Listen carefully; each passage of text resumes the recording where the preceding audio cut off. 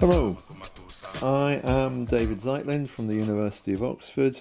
I have co-curated the exhibition Photo Cameroon Studio Portraiture 1970-1990s with Erica Jones from the Fowler Museum.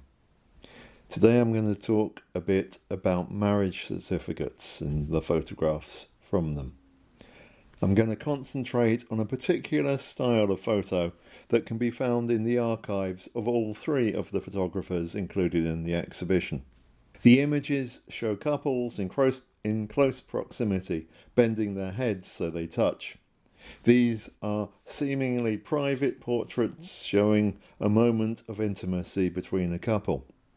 However, show these images to anyone from Cameroon and they will tell you that these are as formulaic and as bureaucratic as a passport photo or the ID photographs, which were the most routine image requested from the studios. There is a prosaic and bureaucratic reason for the pose seen in these photographs. In Cameroon, a marriage certificate must have a photograph of the couple attached, and the way in which a photographer can get both heads into a standard size passport style print is if their heads are touching. Civic or state marriage certificates are required before a couple can marry in church, and that is what drove lots of these photographs to be taken. What are called in Cameroon traditional marriages or Islamic marriages, these do not have documentary requirements.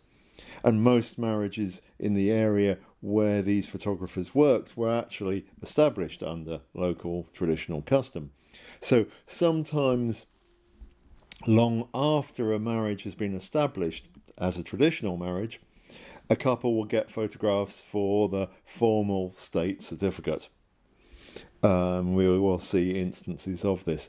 The registrar in Mayodale, where Chila Joseph had his studio, showed me the collection of spare photographs that had accrued over the years.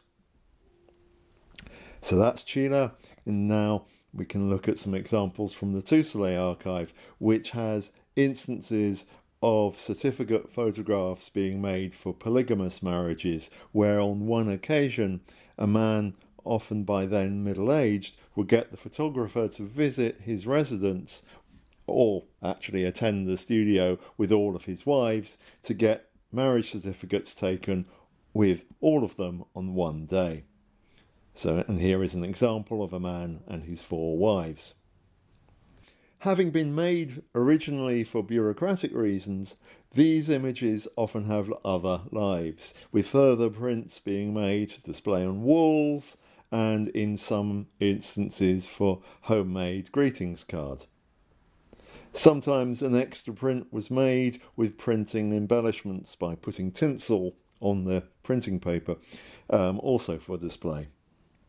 And photographers used such images on their display boards that both served to drum up trade and also provided models for styles of photographs, types of poses. So here's a man standing at the door of the studio, and to his left is a display board on which is this detail of a marriage certificate style photo, and that comes from the photograph we'd already seen. There are also some intriguing instances of similar style photographs being contrived through literal cut and paste. In the days before Photoshop, the edges would have shown, and it's hard to believe that these would have been accepted by the bureaucrats in charge of issuing marriage licenses. When I asked Tusile about this, he said he was paid to produce them, so that's what he did. He had no idea what happened to the prints once they left the studio.